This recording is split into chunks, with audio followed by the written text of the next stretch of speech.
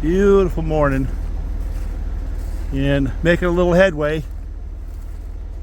This log here, I didn't know if it was gonna be any good because I saw that burl right there.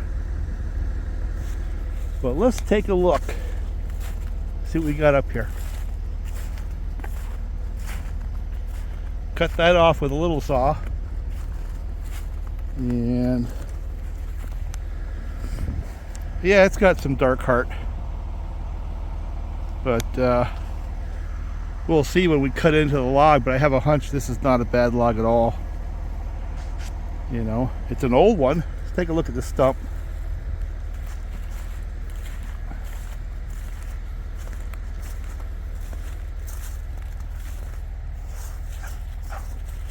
Yeah, that looks like a good log. See, I'm gonna have to do a little bit of rigging on this, otherwise it's just gonna plow right into the dirt.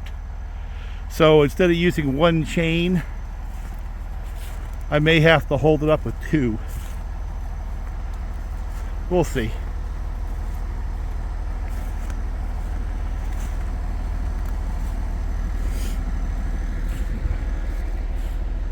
I got another 10 scattered around I got to pull up today, and I don't really have time to do video, but I figure a nice snapshot of the morning might be nice, you know.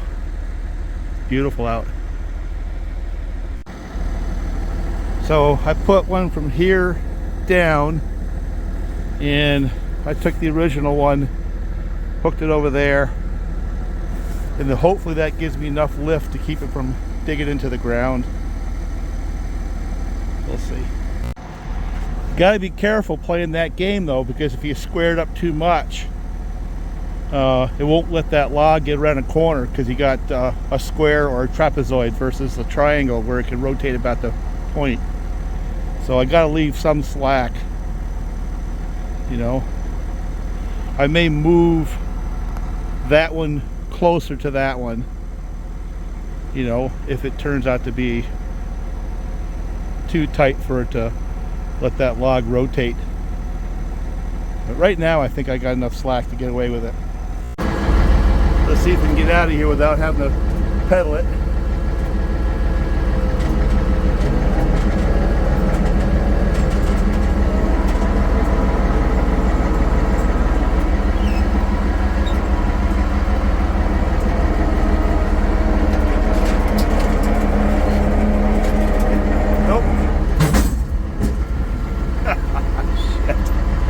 So I'm going to drop the winch just a little bit.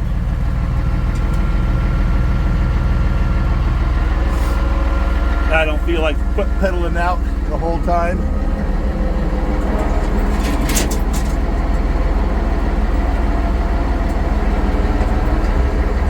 I got one more log that's very, very large, like this one, very heavy. So we'll do that one today too. It's going to be a project all by itself.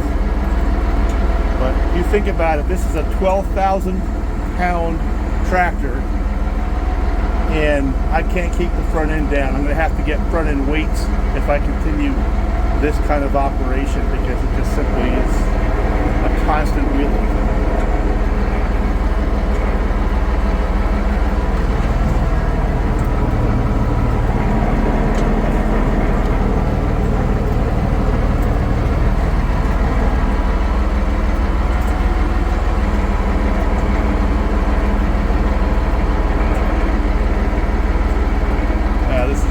Fun getting around this corner.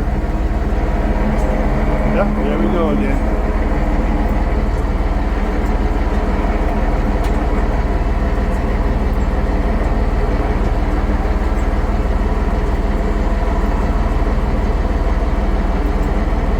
The good news about that, see, I can't steer, I gotta do it with the brakes. The good news is that I know I have traction.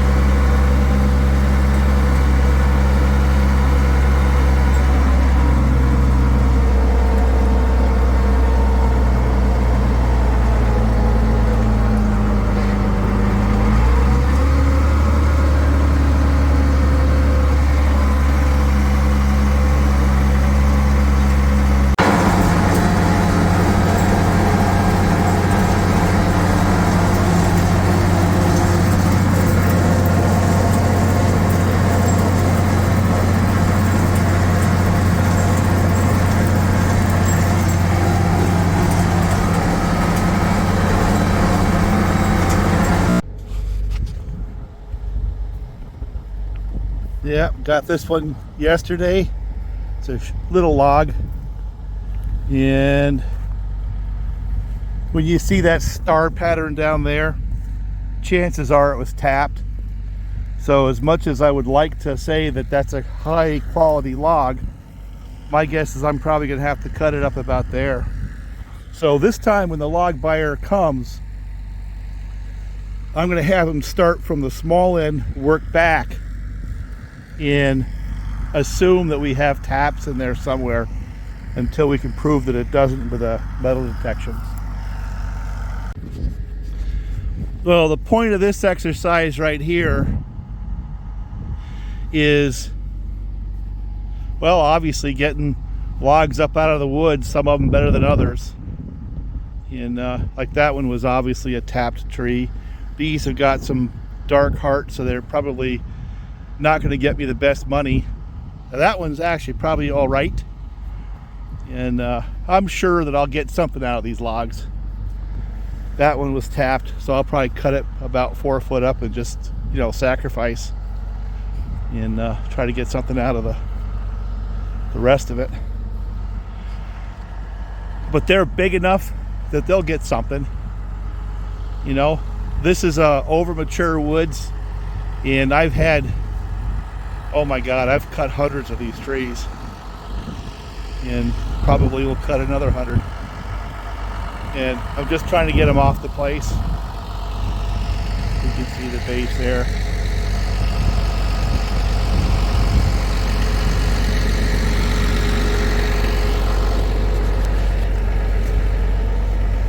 Yeah, that one was obviously tapped.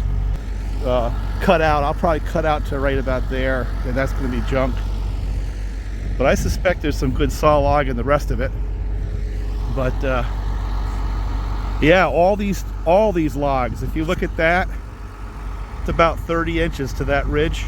So they're all in the 24 to 28 inch trees, you know, good sized trees. And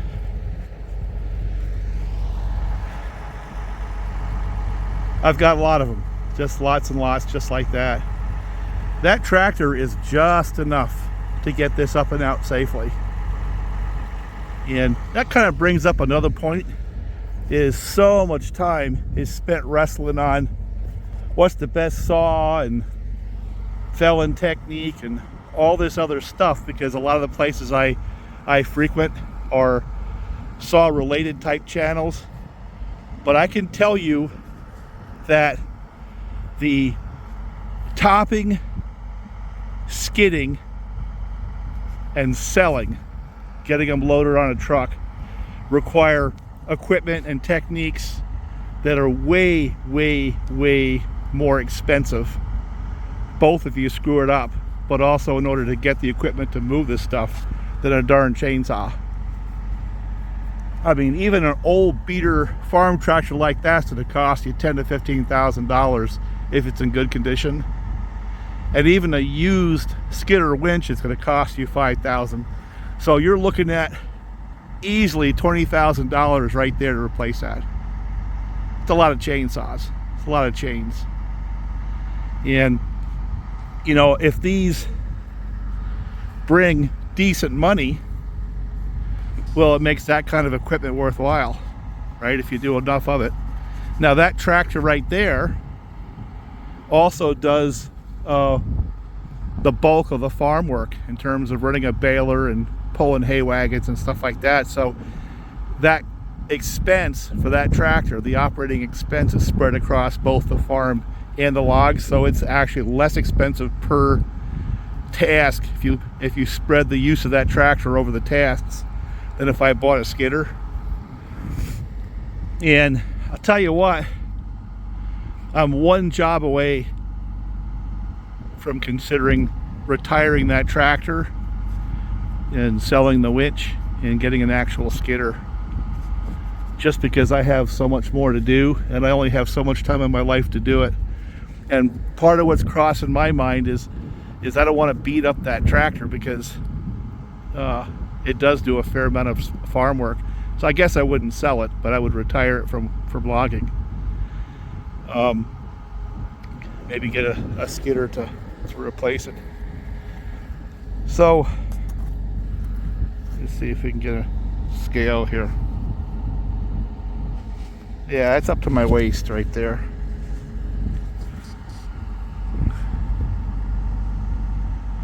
Yeah. So point being, that's to get these logs moved up out of the wood safely. The equipment and the technique really are just as important, if not more so, than the actual felling of those trees. You know. All right, this one here is going to be a rigging project because I've got to snake it out through there. The other thing I did is I hooked onto it right there and put the pulling leader up over that stump because I want that to either go up and over or roll off to the side and go past. So let's see if that works.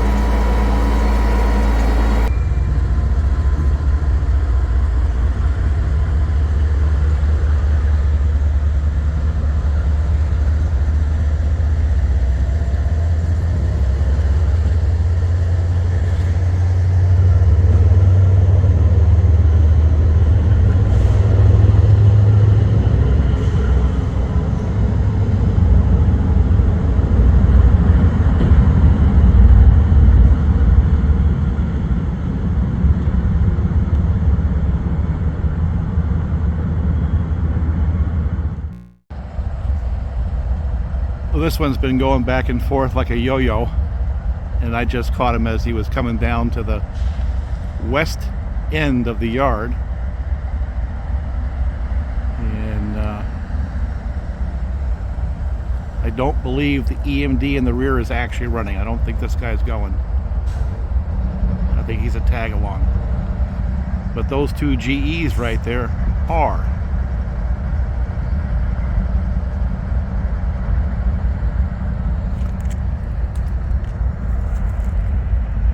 It's quite a long train.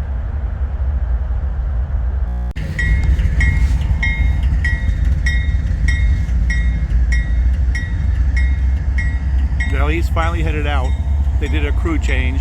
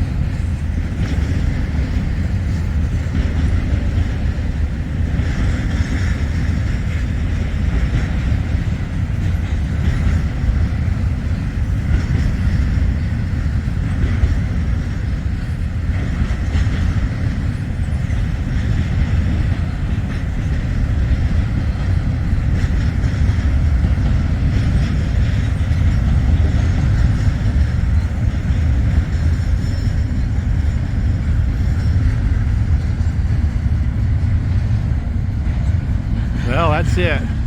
Well, I'm going to wait for the one that has 590 something axles coming this way, then I'll go home.